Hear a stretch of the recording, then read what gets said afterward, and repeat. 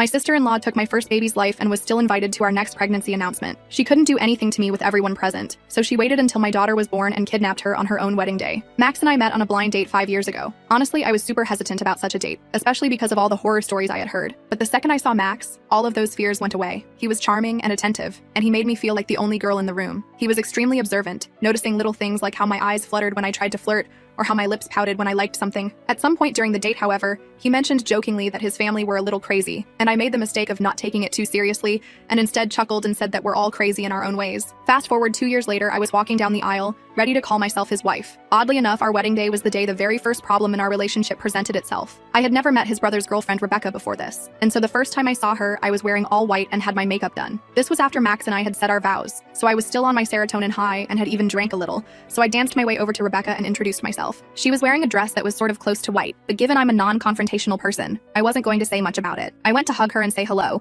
but she actually pushed me away and made a disgusted look. She told me I was embarrassing myself, and that being the center of attention doesn't suit me. I kept on dancing, however, and that's when she told me I was lucky Max had such low standards, because if Max was more like his brother, he would have slapped me for even thinking I had a chance with him. Now, I'm not sure why you would brag about how your boyfriend would hit a woman, but either way, I kept dancing and honestly just ignored her, and I'm positive this was why she did what she did. I don't know if she had some underlying mental issues or something, but she came back a few minutes later with a glass of wine in her hand. She threw it at me and completely ruined my wedding dress. She then randomly blurted out that she knew how badly Max and I wanted kids, and how she hoped I never had any. It was so random. Why did she hate me like this? I wanted to cry, but at the same time, I didn't want to draw attention to myself and ruin my day. And so, I composed myself, went out back, called a friend of mine, had her bring me a regular spare white dress, changed into it, then went back out onto the floor and continued dancing. I wasn't going to let negative Nancy ruin my day. In fact, I was so determined not to let her ruin my day that I didn't even tell anyone what she did. I now know that was the wrong decision. You see, not long after our honeymoon, Max and I decided to start trying for a baby. We had been wanting one for a very long time, and now that we were married, we were ready. I got pregnant a few months later, but then disaster struck. I miscarried after Rebecca accidentally tripped me up, and I fell belly first into the stair railing. I should have been furious, but I truly believed it was an accident. My bump hadn't even started showing, and Max and I hadn't told anyone. Looking back on it, I feel like she somehow knew. She kept asking these cryptic questions and pushing me to drink a beer with them. Either way, it was devastating. And what made it even worse was that after our next doctor's visits, they ran some tests, and it was concluded that it was very unlikely I'd get pregnant again. That day was the first time I ever saw Max cry. We never told anyone what happened, but the next time I saw Rebecca, I remember she was extra smiley and kept dropping these messages and quotes about loss and losing things and how hard it can be. I still don't know how I didn't put the two and two together. She was the one responsible for the death of my baby, and she was so proud of herself for it that she joked and laughed about it to my face, all while I had absolutely no clue. But then a few months later, the universe smiled down on us. I got pregnant again. I still remember how Max and I reacted. He was crying, I was crying, he was on his knees kissing my belly, and before I knew it, he was calling in sick to work so he could take me out to eat. My baby needs food, he said, looking at me, and this baby needs food too. He kneeled down and kissed my belly again. Fast forward a few months, Max and I hadn't told anyone, and we hadn't seen anyone from either of our families either, but we had something planned. With the help of my best friend Amy, we managed to put together a beautiful nursery for our baby daughter. And after reaching the 12-week milestone, which felt like a significant achievement, Max and I decided it was time to share our news with our families. We organized an intimate dinner at our home and invited our loved ones under the pretense of a casual get-together. Nobody suspected what was coming, and we were incredibly excited to witness their reactions. But unfortunately, there was one problem. Rebecca was coming, and what she did is something I'll genuinely never forget. The dinner evening arrived, and our home buzzed with the warmth and chatter of family. Throughout the evening, both Jake and Rebecca behaved like lovesick teenagers. They constantly grabbed at each other, exchanging kisses,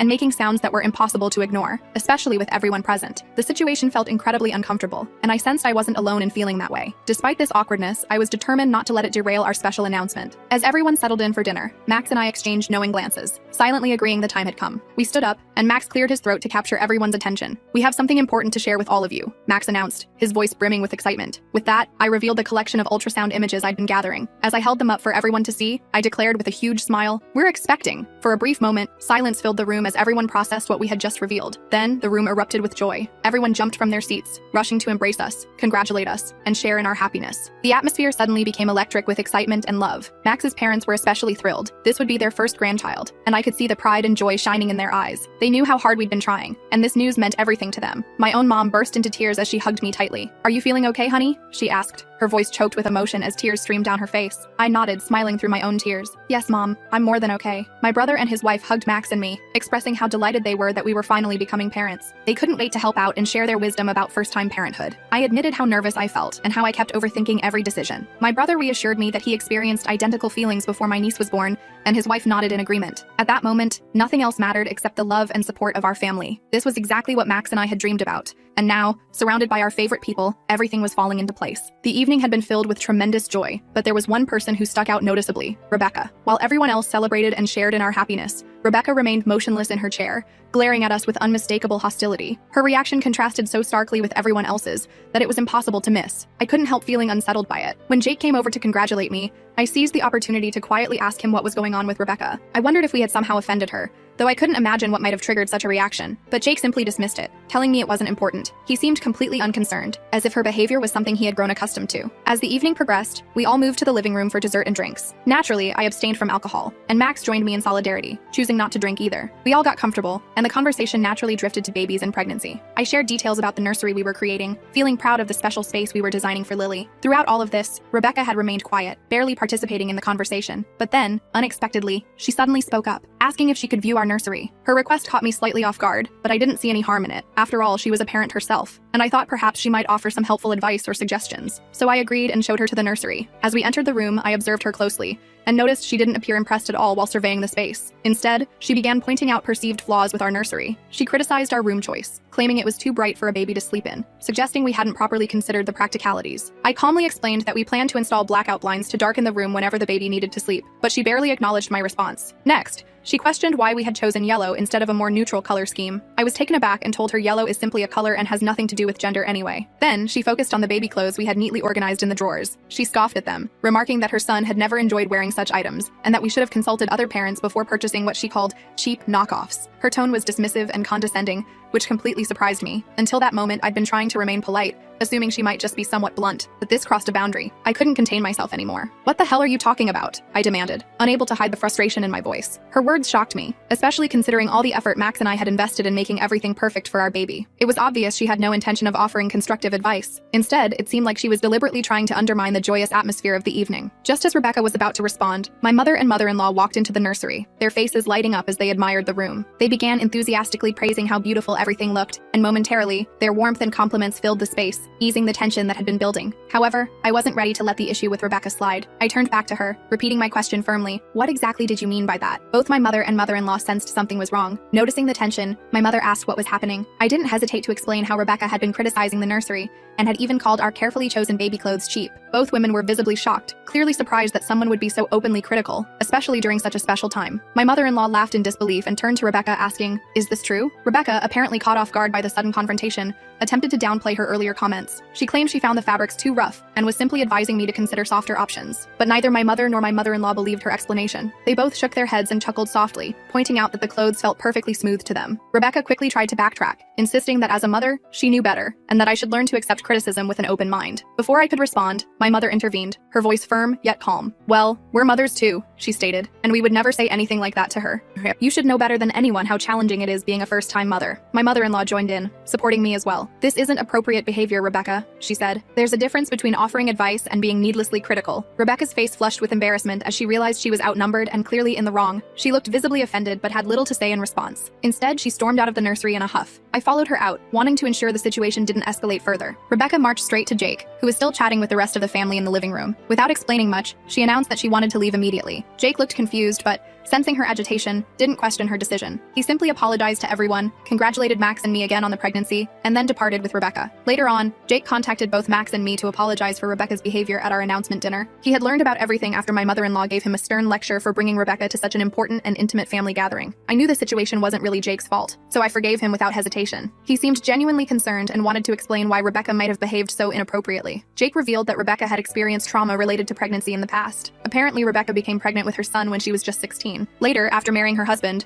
They had hoped to have more children but encountered complications. After years of trying unsuccessfully to conceive again, the emotional strain severely impacted their mental health and eventually contributed to their marriage breakdown. According to Jake, other women's pregnancies remained a sensitive issue for Rebecca, which might explain her negative reaction to our celebration. As a woman, I sympathized with Rebecca's struggles. I could understand the pain and disappointment she must have endured, and I recognized that these experiences had left emotional scars. However, while I empathized with her situation, I couldn't ignore the fact that her comments at our announcement dinner were inappropriate and hurtful. So I decided it would be best to maintain some distance from her at future family gatherings, to protect the positive atmosphere I wanted to preserve around our growing family. Jake and Rebecca continued dating, and on the day I delivered Lily, Jake called and asked Max if he could bring Rebecca to visit our newborn. Although we had reservations, Max and I reluctantly agreed, hoping perhaps things would be different this time. Unfortunately, this proved to be a mistake. As soon as Rebecca saw our baby, she immediately commented on how little hair our newborn had, suggesting this indicated her hair would remain extremely thin as she grew up. Her words felt like a direct attack, and I could see the irritation on Max's face as well. This comment was another unnecessary and insensitive remark during what should have been a purely joyful moment. Jake, sensing the tension in the room,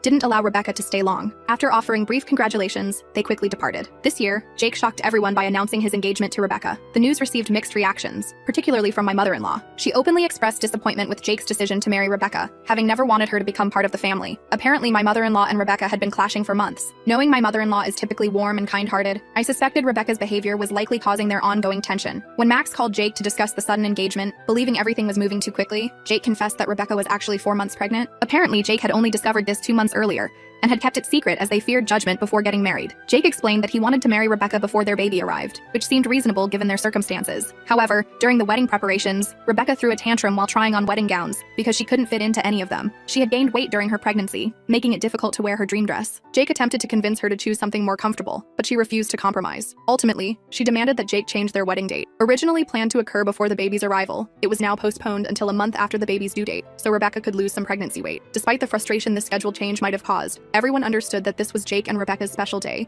and they deserved to choose a date that made them comfortable. A month ago, Rebecca delivered her daughter, and Max and I had even visited the hospital to congratulate the new parents. For their upcoming wedding, Max was selected as Jake's best man. We weren't comfortable leaving Lily behind for the entire day, so we decided to bring our daughter with us. My mother-in-law and I discussed childcare arrangements and agreed we could manage looking after Lily between us. I initially considered hiring a hotel babysitter, but with increasing concerns about child abductions, I felt safer having a trusted family member watch Lily. During the reception, I planned to avoid drinking and would retire early to our room anyway, ensuring Lily received proper care throughout the event. However, about a week before the wedding, Rebecca called me. During our conversation, she asked if I would be bringing Lily to the wedding. I confirmed our plans and began explaining our childcare arrangements for the evening. To my surprise, Rebecca interrupted me and stated she didn't want Lily at the wedding. Shocked, I asked why. Rebecca explained that she only wanted her miracle baby to be the center of attention, claiming that Lily's presence would divert attention away from her child. I tried reasoning that everyone had already met Lily, and nobody could possibly steal attention from Rebecca on her wedding day, but Rebecca remained adamant and grew increasingly upset. She warned that if I couldn't respect her boundaries, I wouldn't be welcome at the wedding. The situation eventually escalated into a major argument involving Rebecca, Jake, Max, and my mother-in-law. Jake contacted me, apologizing for Rebecca's behavior and clarifying that I was still very much invited to the wedding. He urged me not to take Rebecca's words too seriously, and assured me that bringing Lily was absolutely fine. I felt furious with Rebecca and considered skipping their wedding entirely, but I knew supporting Max and attending his brother's wedding was important. So I decided to set aside my feelings and attend, focusing on making the best of the situation for the sake of family harmony. This brings us to the incident that occurred during Jake and Rebecca's ceremony. Several relatives couldn't resist admiring Lily,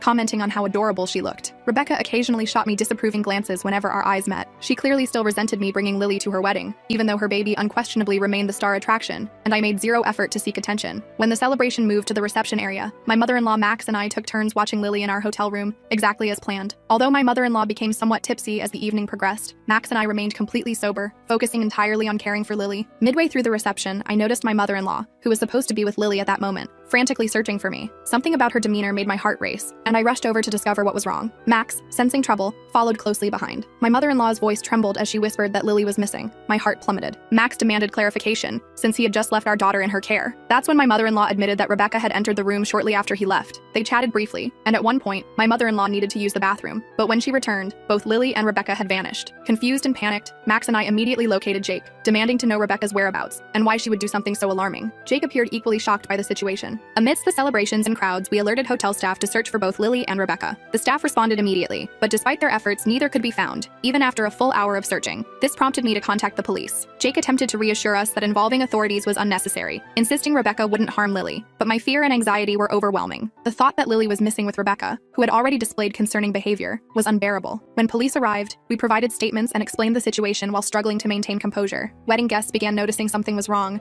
and the atmosphere shifted from celebration to concern. Then, a hotel employee appeared, announcing that Lily and Rebecca had been discovered behind the hotel. We rushed outside with him, my heart pounding with dread. There, we found Rebecca sitting in a chair, holding Lily in one arm while smoking with her other hand. Her own baby rested in a carrier beside her. I couldn't contain my tears as I grabbed Lily from Rebecca and examined her. Max began shouting at Rebecca, demanding to know why she had taken Lily without informing anyone. Rebecca casually responded that she merely wanted to help my mother-in-law, adding that she was family now anyway. My mother-in-law, now completely sober and frantic, screamed at Rebecca, explaining she had absolutely no right to take our daughter without permission, and had deliberately disappeared while my mother-in-law was in the bathroom. Rebecca simply smirked as she turned toward me, remarking that if I was so worried about my daughter, perhaps I should have listened to her request and not brought her to the wedding. I was stunned, realizing she had deliberately abducted my daughter. She wanted me to panic, searching desperately for my child, just to frighten me and teach me a lesson, hoping I would surrender to her demands in the future. Jake tried calming everyone, suggesting this might be a misunderstanding. At this point, the police asked if I still wanted to press charges. Looking at Rebecca's expression, which showed no remorse or apology for her actions, I decided to proceed with kidnapping charges to ensure she never threatened my family again. Rebecca's eyes widened with disbelief as she protested, but police took her into custody immediately. Jake begged me to reconsider, but my mother-in-law told him his wife's actions were unforgivable. I've been criticized for having Rebecca arrested and making her spend her wedding night in jail, but honestly, I don't regret it for a second.